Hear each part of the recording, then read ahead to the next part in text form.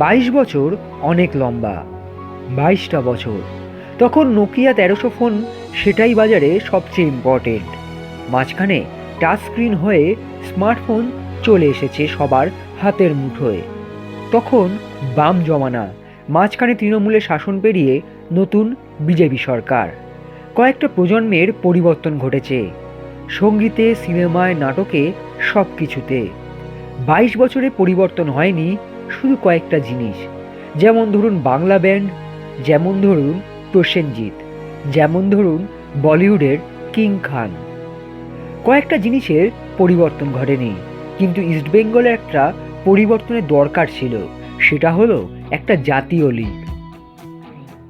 काटू क्या अभी काटू? आप नहीं रुक जाएंगे। गेम कोई भी हो, पकड़ मजबूत होनी चाहिए। सीमेंट से पकड़ बनाए मजबूत। SRMB 550D TMT बार। 22 বছরে যে ছেলেটা সেদিন হামাগুড়ি দিত, আজ সে স্বপ্ন দেখে আর জীবন যুদ্ধের কঠিন লড়াইয়ের সে মুখোমুখি। এই পরিবর্তনের মধ্যেও ইস্টবেঙ্গল স্বপ্ন দেখে গেছে আরও একবার ভারত সেরা হওয়ার। মাঝখানে 2010-11, 2011-12, 2013-14 এবং 2018-19 এই 4 মরশুম Morgan, Philip D rider, Alejandro মেনেন্ডেজের হাত ধরে ইস্টবেঙ্গল দল ট্রফির খুব কাছে গিয়েও রানার্স আপ হয়েই যাত্রা শেষ করেছিল। 4টি বার শেষ মুহূর্তে স্বপ্নভঙ্গ হয়েছিল লাল হলুদ জনতার। বুক চাপড়ে কেঁদেছিলেন হাজার হাজার ইস্টবেঙ্গল সমর্থক। 4 বার ভারত সেরা তারা হতে পারত, কিন্তু ভারত সেরা হওয়ার দল গড়েও হতে পারেনি। আর ISL অনেক কঠিন, অনেক টাকার লড়াই। শুধু দুটো দল নয়, অনেক ব্র্যান্ডেড টিম রয়েছে। প্রতিবার 8, 9, 10 পজিশনে শেষ করা ইস্টবেঙ্গলকে দেখতে দেখতে ক্লান্ত হয়ে পড়েন সমর্থকেরা। কিন্তু তারা হাল ছাড়েননি, ভরসা রেখেছিলেন কোচ অস্কার ব্রুজো এবং তার ফুটবলারদের প্রতি।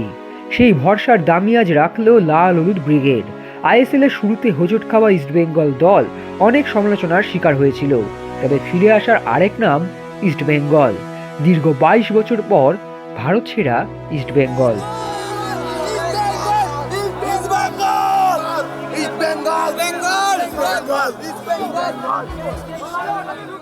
extra time.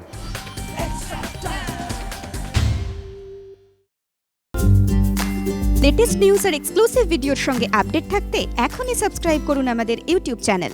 বেল আইকনে ক্লিক করতে ভুলবেন না যেন।